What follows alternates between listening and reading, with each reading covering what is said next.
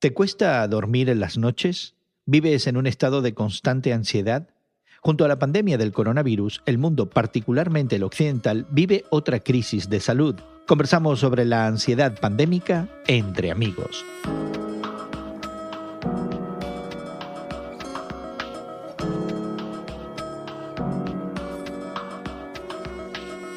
Gracias por acompañarnos en esta conversación entre amigos, donde hablamos de temas de actualidad, los consideramos desde una perspectiva cristiana, y semanalmente Guillermo Serrano, Elsa Mazón y tu servidor Jesús García nos encontramos contigo para conversar, y te invitamos de todo corazón a que te suscribas a nuestra conversación en tu plataforma de podcast favorita.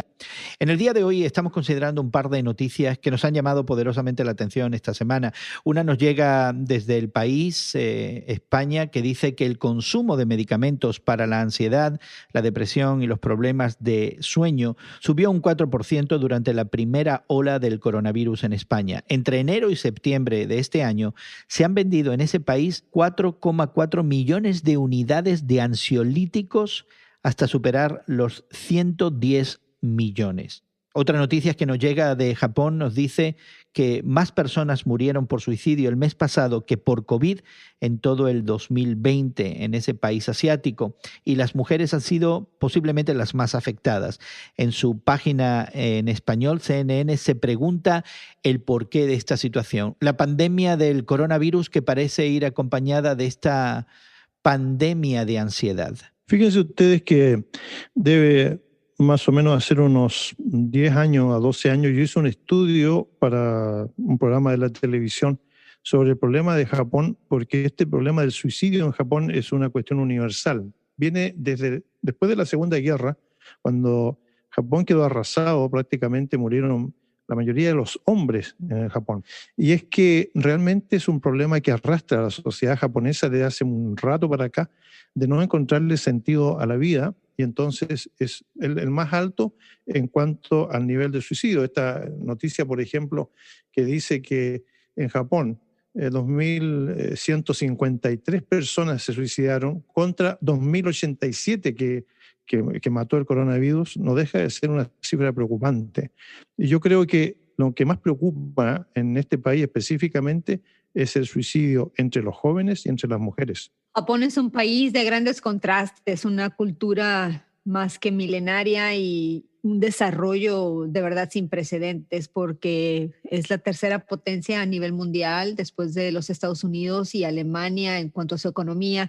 Y los japoneses, aunque son muy progresistas en cuanto a su tecnología, en cuanto a su manera de pensar, también son una cultura muy apegada a las tradiciones y muy conservadores en ciertos aspectos. Entonces yo creo que internamente, mentalmente y emocionalmente el japonés, la persona de la calle, se traga mucho sus emociones, no se les permite mucho socialmente expresarse, y ese gran respeto que le tienen a sus ancestros, a sus tradiciones, los hace de cierta manera una sociedad muy reprimida, ¿no? Emocionalmente. La película que hizo Bill Murray ya hace varios años, que en español se llamó Perdidos en Tokio, pero que en inglés se llama Lost in Translation. Y fue una película que me impresionó porque mostraba esta realidad económica extraordinaria de Japón, la tecnología en una espiral realmente impresionante, pero también el sentido de ausencia, de soledad de los jóvenes que se encerraban en los videojuegos, pero no en los videojuegos a nivel de computador personal. Iban a lugares públicos donde hay todo tipo de videos extraordinarios que yo creo que ni se conocen por acá, en donde la mayoría de los jóvenes se pasaban casi todo el día. Y me impresionó mucho esa película porque trataba de reflejar lo que dice Elsa, ¿no? Una sociedad perdida en su propio mutismo, en su propia idea de ser privados, de no dar a conocer sus cosas, pero a tratar también de vivir alguna experiencia que le dé sentido a la vida. Pero estamos hablando aquí de factores en el orden de lo cultural y también del estilo de vida occidental del cual Japón es una muestra.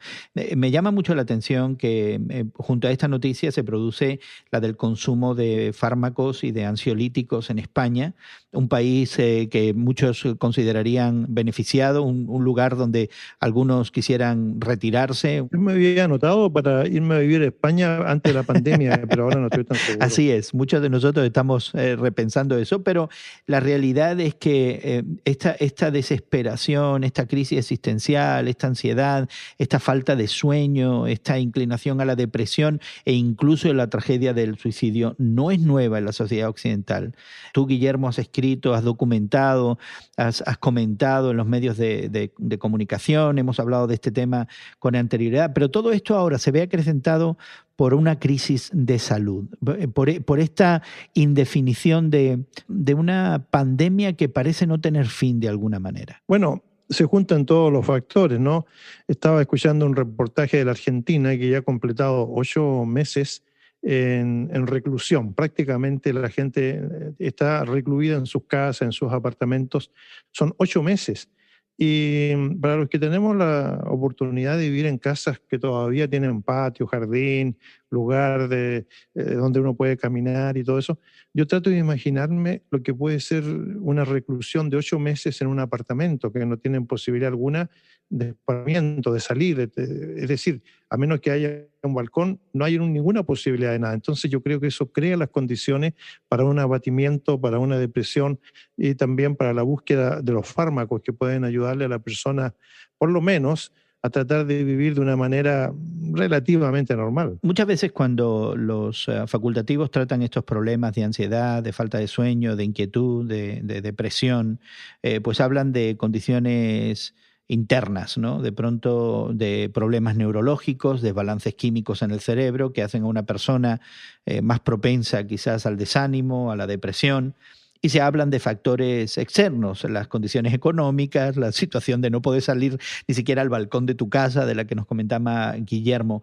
¿La Biblia hace esa distinción en cómo tratar lo uno y cómo tratar lo otro? Porque hay una palabra de exhortación ahí, de que evitemos la preocupación del mañana, de que de alguna manera confiemos en los propósitos de Dios y que de alguna manera no tengamos miedo al futuro o a lo que el futuro pueda traernos. Gerson ha citado de una manera parafraseada el texto del Evangelio que dice que no debemos tener ansiedad porque no podemos añadirle a nuestra vida una hora, ni a nuestra estatura, dice una versión antigua, no podemos añadirle un codo a nuestra estatura, lo cual nos gustaría mucho a nosotros. Añadir más estatura sería ideal, ¿no? Unos cuantos centímetros, así es, sí, no estaría mal. La gente mal. más alta dice que ve mejor. Bueno, lo concreto es que en realidad esta idea de la ansiedad hay que combatirla de alguna manera, y la Biblia tiene esta idea de que uno no debe afanarse porque existe un orden en la creación en donde el Creador se preocupa, dice en su providencia, hasta de los pajarillos, de las hierbas del campo, de las flores, qué sé yo. Entonces también debe tener o podría tener una preocupación por los seres humanos. Este artículo que estamos comentando dice algo muy interesante, ¿no? Dice que en todos los países del mundo hay centros de ayuda para la gente que está pensando en esta última salida, pero dice que estos centros están en todos los países del mundo. Yo creo que si alguien está pensando en esta salida debe repensarlo, porque realmente esta crisis sanitaria nos afecta a todos y tenemos que recurrir a los elementos de la fe, de las creencias, para poder sobrellevar esta carga, ¿no? Estoy de acuerdo con ustedes de que la Biblia ofrece esperanza y de que tenemos respuestas, ¿no?, a estas situaciones de ansiedad, de que no nos preocupemos. Habla claramente Cristo, que no nos preocupemos por el mañana, que el hoy tiene suficientes problemas, que tenemos un Padre bondadoso, un Padre que nos cuida, que nos protege en Dios mismo, en la Trinidad. Pero también habla la Biblia, precisamente las palabras de Salomón, de que todo tiene su tiempo, ¿no? De que hay un tiempo de nacer, hay un tiempo de morir, hay tiempo de plantar, hay tiempo de arrancar lo plantado. Y yo creo también que cuando una persona está pasando por tristeza, bajos de ánimo, que no debemos nosotros como personas de fe tampoco apresurarlos a darles esas palabras de ánimo para que borren su sentimiento de tristeza. Yo creo que podemos acompañarlos en su tristeza y recordarles de que está la luz al final del túnel. Sí debe haber, pienso yo, un proceso donde la misma persona puede recuperarse, darse tiempo para sufrir, para tener ese tiempo de meditación y después poner los pies en la tierra y empezar a salir adelante por sí mismo. No podemos hacerlo por ellos ni negar sus sentimientos y plantarles la alegría, ¿no?, por encima, de una manera que ciertamente pueda ser apresurada o artificial. Ya, y creo que hemos, en la tradición cristiana en el último tiempo, eliminado toda esa dimensión del proceso de la tristeza, del valor de la adversidad, del valor que tiene la prueba, de lo significativo de una situación de crisis que eventualmente trae algo bueno. Y hemos ido a la solución fácil de negar la realidad incluso de la crisis, del problema, de la situación, diciendo, bueno, no, esto no le puede pasar a gente de fe. Creo que hemos sido muy simplistas en la manera en la que hemos tratado todo esto. Me da la impresión, por lo menos desde la plataforma de la comunidad de fe cristiana. Jesucristo en la Biblia, y especialmente en los evangelios, es una persona que no habla mucho, a pesar de todo lo que se ha escrito en la teología. No hay un discurso que venga con una introducción, un cuerpo, un desarrollo. Pero entre las cosas que él dice, por ejemplo, está el hecho de que uno tiene que vivir cada día a la vez, como una cuestión de los problemas, de las circunstancias que esto trae. Pero también él habla de la fe. Y aquí entramos en un terreno tan subjetivo y tan personal que no podemos dar recetas. La fe se expresa y se exterioriza precisamente cuando vienen las crisis, cuando vienen estados depresivos, pero también la fe nos tiene que hacer creer que hay profesionales y la persona debería hacer un esfuerzo por salir también a buscar esa ayuda. ¿Qué actitud deberíamos tener ante toda esta situación? Para aquellos de nosotros que estamos perdiendo el sueño, que estamos en una constante situación de ansiedad, que de alguna manera estamos inquietos por todo lo que experimentamos y vivimos. Creo yo que la cosa importante es que esta no es una crisis, vamos a llamarle, que nos deja descolocados, porque realmente cada persona soporta sus propias crisis y problemas de alguna manera y trata de sobrevivir y sobrellevar estos problemas. Y aunque la pandemia pueda arreciar en los meses del invierno en el hemisferio norte, creo que las cuestiones de seguridad mínima que uno puede adoptar tienen que ser de ayuda. Estoy hablando de lo que ya conocemos en términos de usar una protección como una mascarilla, de lavarse las manos, de mantener la distancia, pero sobre todas las cosas de ser una persona prudente, porque la Biblia también habla de que tenemos que ser, dice, prudente como las serpientes, es decir, tenemos que buscar la manera de sobrellevar alguna de estas cosas. Pero la otra idea que no podemos nunca, yo diría, dejar de lado, es que cuando vemos estas situaciones en personas que nos rodean, tenemos que estar cerca de ellos, no hay otra manera de ayudarles, excepto la compañía, aunque esta compañía sea en estos momentos una cosa difícil de hacer o de sobrellevar. Incluso si es mediatizada, Guillermo, incluso si es a través de las pantallas y de los teléfonos y esa llamada oportuna, es importante estar cerca y acompañar a las personas que lo necesitan.